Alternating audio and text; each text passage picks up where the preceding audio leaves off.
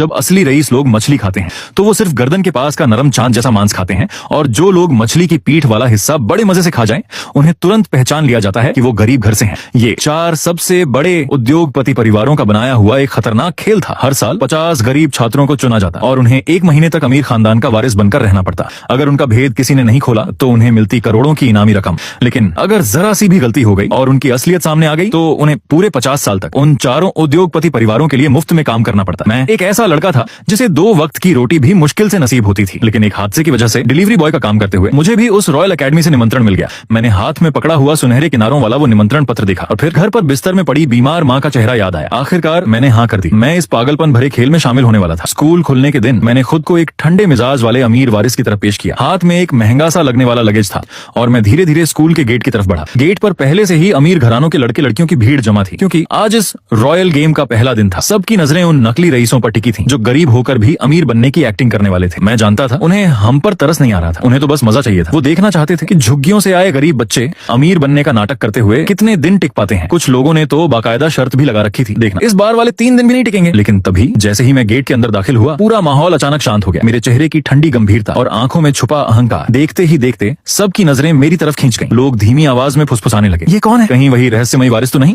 मैंने हल्का सा भौं सिकोड़कर भीड़ की तरफ देखा, फिर नीचे कीचड़ भरी गीली जमीन पर नजर डाली और बगल में खड़े एक अमीर लड़के की तरफ इशारा किया।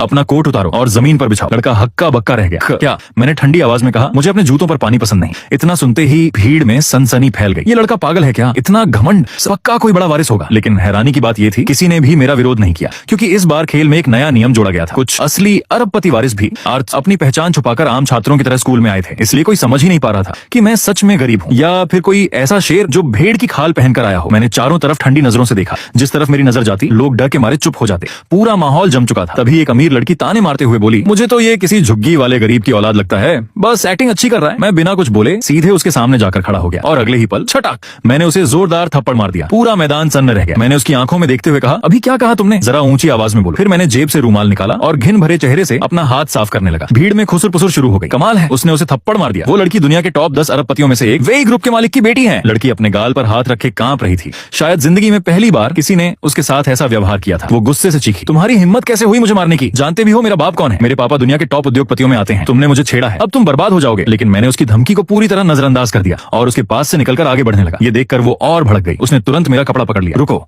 मैंने तुम्हें जाने की इजाजत नहीं दी। तभी अचानक ठन मेरी जेब से एक कार्ड नीचे गिर पड़ा। भीड़ में से किसी की नजर उस पर पड़ी और वो डर से चिल्ला उठा, अरे वो देखो! सभी की नजरें जमीन पर पड़े उस कार्ड पर टिक गई। काला कार्ड जिस पर सुनहरी नक्काशी बनी हुई थी। एक लड़का कांपती आवाज में बोला, नहीं, ये तो ब्लैक गोल्ड कार्ड है। पूरी दुनिया में जिसकी सिर्फ 3 कॉपी मौजूद है।